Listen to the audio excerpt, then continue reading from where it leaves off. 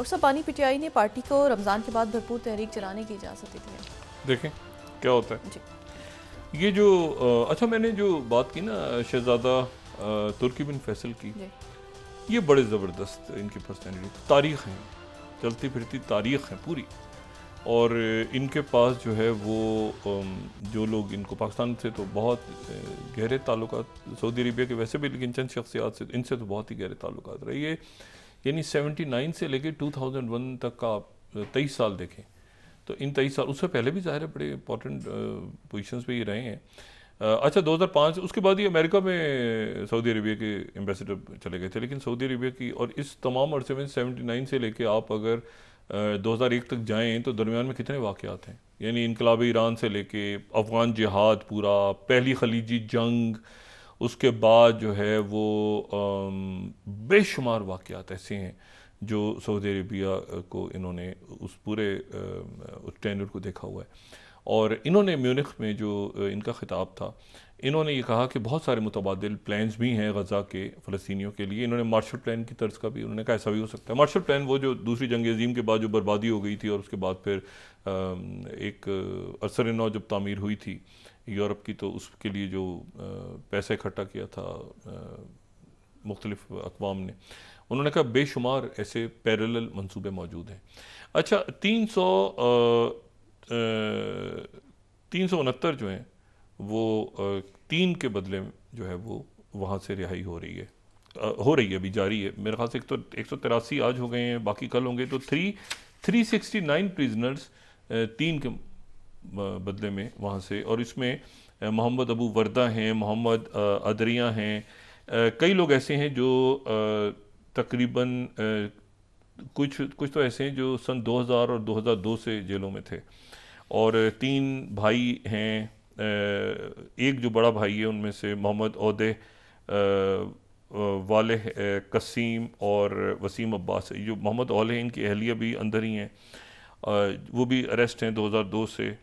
और इसी तरह से मोहम्मद तऊस हैं, जो इसमें इम्पॉर्टेंट हैं वो अहमद बरगूती जो कि दस्ते राज थे मरवान बरगूती के, वो भी इसमें रिहा हो रहे हैं। और उसके बाद दूसरी अयाद अबू शख़ाम हैं। तो मुख्तलिफ़ जमातों के मुख्तलिफ़ लोग, ये अयाद अबू शख़ाम को 18 दफ़ा जो है वो 49 साल इसकी उम्र, इनको 18 दफ़ा सज़ा सुनाई गई थी उम्र कैद की। तो ये 369 और वहाँ से जो है दखल शैन और तोवनौफ और हॉन वो जो हैं वो वापस पहुँच गए हैं। 498 रोज़ उन्होंने हमास की कस्टडी में गुजारे और कैप्टिविटी में या कस्टडी में जो भी नाम दें, और वो जो हैं अपने घरों को पहुंच गए। और 369 यहाँ से जो है वो फ़लस्तीनी जेलों में से रिहा हो रहे हैं।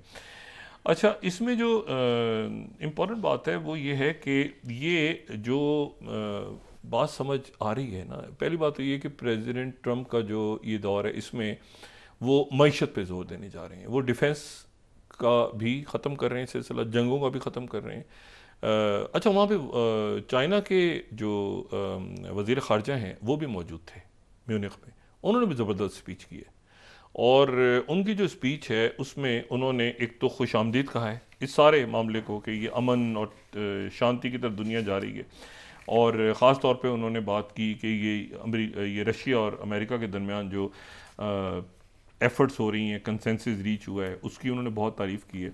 और उन्होंने कहा कि चाइना और अमेरिका को बिल्कुल किसी झगड़े की तरफ नहीं बढ़ना चाहिए, क्योंकि उसका नतीजा तमाम दुनिया करेगी। तो हमें अमन की तरफ, भाईचारे की तरफ और एक सुकून की तरफ, मईशत की तरफ अपनी तवज्जो देनी चाहिए, इकॉनमीज़ की तरफ। बाकी ये जंगें और ये सारे इससे हमें दूर रखना चाहिए। तो ये उनकी स्पीच भी गई। लेकिन दो बातें मैं इसको, ये सारे वाक़यात चूँकि इंटरकनेक्टेड हैं, तो वहाँ तो जो ये जो गज़ा के हवाले, अच्छा गज़ा के ऊपर एक अजीब प्रेसिडेंट ट्रंप ने आज एक बयान दिया है, वो अगर मैं पढ़ूँ तो मैं इसको, वही कहते हैं जब ये सारा हो रहा था सिलसिला, तो ये हम ज़रा दिखा सकें, ये ट्रुथ के ऊपर उनका जो आया है, वो कहते हैं कि Hamas has just release 3 hostages from Gaza. ठीक है, ये अगर मैसेज हम उनका दिखा सकें, वो कहते हैं हमास ने 3 हॉस्टेजेस को रिलीज कर दिया गज़ा से, including an American citizen. They seem to be in good shape. This differs from their statement last week that they would not release any hostages. पिछले हफ्ते जो उन्होंने कहा था कि हॉस्टेज को रिलीज नहीं करेंगे, तो ये अलग हो गया। Israel will now have to decide, अब इसराइल ने फैसला करना है what they will do about दिन के 12 बजे आज। वो दिन के 12 बजे के शाम हो गई है। उन्होंने कहा, मैं तो इसराइल से कहा था कि भाई जो फैसला करना है, deadline impose on the release of United states will back the decision they make. जो फैसला इसराइल करेगा वो अमेरिका उनको सपोर्ट करेगा। इसराइल वो सोच रहे हैं कि हमें किस ट्रक की बत्ती के पीछे लगा दिया। हम तो ये समझ रहे थे अमेरिका आएगा, आके हमारी मदद करेगा, या कोई जहाज उतरेंगे, कोई फौज उतरेगी, कोई असला आएगा। वो प्रेसिडेंट ट्रम्प कह रहे हैं कि कदम बढ़ाओ नेतन्याहू, हम तुम्हारे साथ हैं। मतलब वो पलट के देखा जैसे ज़ेलेंस्की के साथ हुआ है।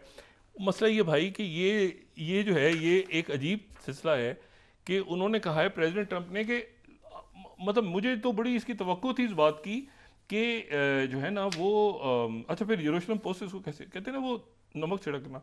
यूरोप पोस्ट क्या कह रहा है 26 US will back Israel in whatever Netanyahu chooses. तो जो आप करो ना, लड़ो ना, जाके अमेरिका पीछे करे, तुम पै जाओ उनको भाई।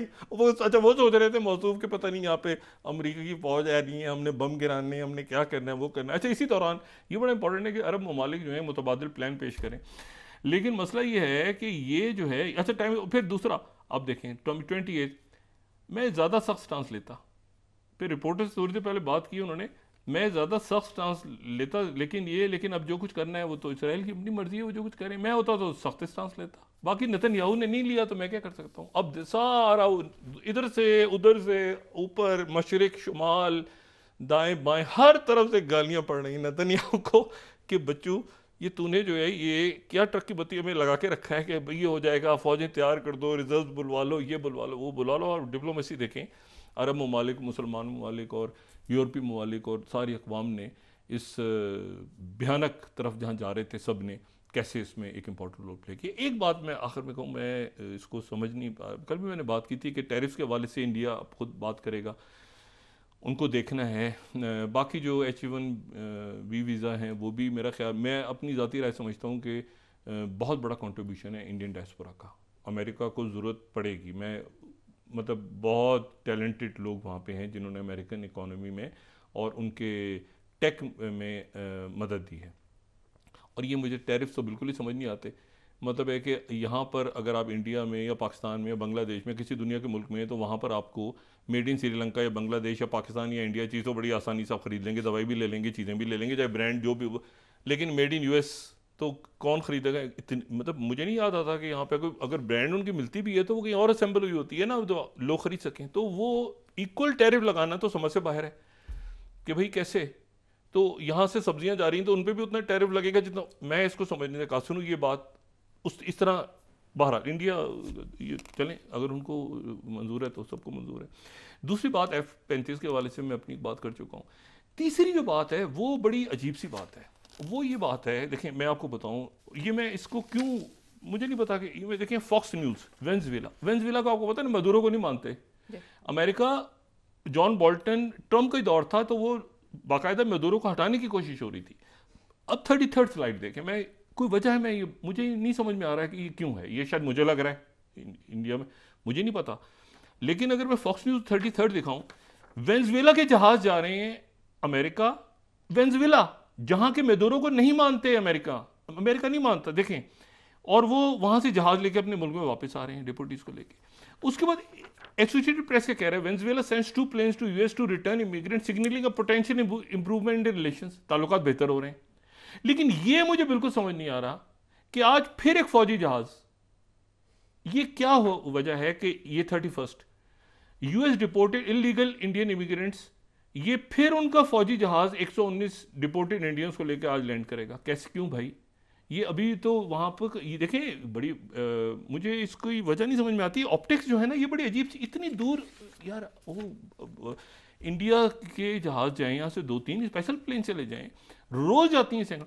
ये क्या जो है वो क्या इसको बताना चाह रहे हैं, क्या मैसेज है इंडिया को? ऐसा मैसेज पूरी दुनिया में जो है, यानी वेनेजुएला जिसको गवर्नमेंट को नहीं मानते, वो मदुरो को नहीं मानते, वो वहाँ पर जो है वो उनको अपने जहाज उतर रहे हैं उनके अमेरिका में, यहाँ से फौजी जहाज आ रहे हैं। बहरहाल दूसरी जो बात है वो ये कि अमेरिका ने एक बयान दिया है, और वो बयान दिया है वो पन्नू जो खालिस्तान मूवमेंट को जो हेड कर रहे हैं वहाँ पे, उनकी तरफ से बयान आया है, और वो है जो मैं इंडियन मीडिया को ही कोट कर रहा हूँ, 35th, safety of American, 35th slide, safety of American top priority, US on Pannu. यानी वो ये कह रहे हैं कि सीनियर ट्रम्प एडमिनिस्ट्रेशन जो है वो एम्फसाइज कर रही है president Trump's commitment to American safety in light of foiled murder to higher point. वो अपनी जगह मौजूद है, इसका मतलब है उन्होंने ये जो पन्नू का मामला था, उस पन्नू के मामले पे उन्होंने किसी किस्म का, मैं ये समझूं कि कोई ये बात नहीं हुई, वहाँ पर वो मामला अभी तक चल रहा है, ठीक है। और ये बाकी पेपर्स में भी है, सारे बहुत सारे अखबारों में, मैं यहाँ पे किस किस को कोट करूँ, लेकिन अगर वो ये स्टेटमेंट दे रहे हैं कि पन्नू जो हैं उनका मामला भी अपनी जगह पे है और वो इलीगल इमिग्रेंट्स का मामला भी अपनी जगह पे है, तो ये तो बड़े बुनियादी मामला थे जो मेरा ख्याल है कि, तो इसका मतलब है कि खालिस्तान मूवमेंट अपनी जगह पर वहाँ पर एक्टिव रहेगी और काम उनका जारी रहेगा, उनके मुजाहरे भी जारी रहेंगे। तो ये जो स्टेटमेंट है, मैं उम्मीद, मुझे एक्चुअली इनकी, और दूसरी बात ये है कि ये अगर उनकी बात उनसे हो रही है, देखें अगर उनकी बात हो रही है चाइना के साथ और चाइना भी जा रहा है पीस की तरफ, तो फिर ये वेपन्स किसके, अमेरिकन वेपन्स और अमेरिकन ऑयल जो है ये, और टैरिफ्स, और साथ ही पन्नू पे उन्होंने कहा है कि ये जो है ये बिल्कुल कि ये सेफ्टी ऑफ अमेरिकन सिटीजन्स हमारे सॉइल के ऊपर जो है, ये बाकी उनका मीडिया भी कोट कर रहा है। तो मुझे ये पूरी, चूँकि पॉलिसीज़ दुनिया की चेंज हो रही है ना, तो मेरा ये ख्याल है कि हर दुनिया का मुल्क अपनी पॉलिसीज़ को, माशी पॉलिसीज़ को, और ये कि वो असलहा ले लेके ख़रीद के वो आर्म्स रेस में जाके, और बड़ी बड़ी मईशतें इसमें गिर गई हैं जंगों में जाके, बजाय इसके कि वो अपने अवाम की तरफ तवज्जो दें। ये अगर आर्म्स रेस शुरू हुई तो फिर उसके बाद जो है इसमें तबाही के अलावा कुछ नहीं है, ठीक है ना। आर्म्स रेस, अब F-35 है हमारे पास, ये हमारे पास, ये आप ये देखें ना, नेटो के भाई क्वाड, वो नहीं लड़ाई, उन्होंने लड़ना नेटो, वो पीस की बात कर रहे हैं ना।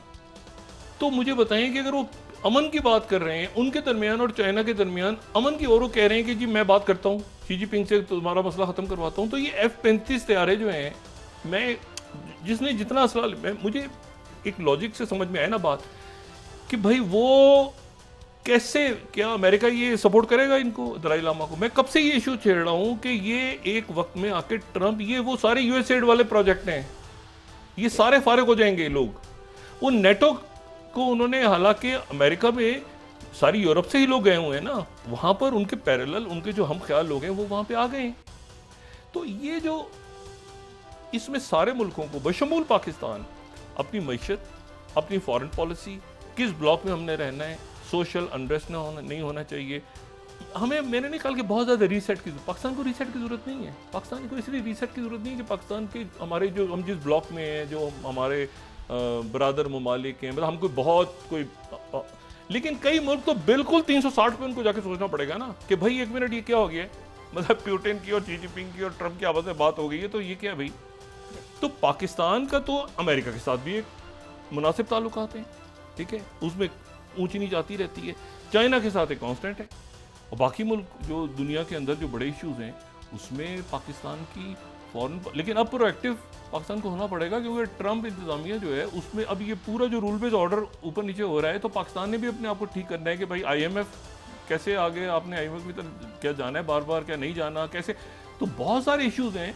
और इमिग्रेंट्स कि पाकिस्तानी यहाँ से वो जो सेटल्ड है उनको वहाँ से, मैंने कहा ना ये राइट विंग जो पार्टीज आ रही हैं, तो ये तो उसके बाद वहाँ पर यूरोप में या बाकी जगहों पे इमिग्रेंट्स को और बाकी मुल्कों के लोगों को नहीं पसंद करेंगे।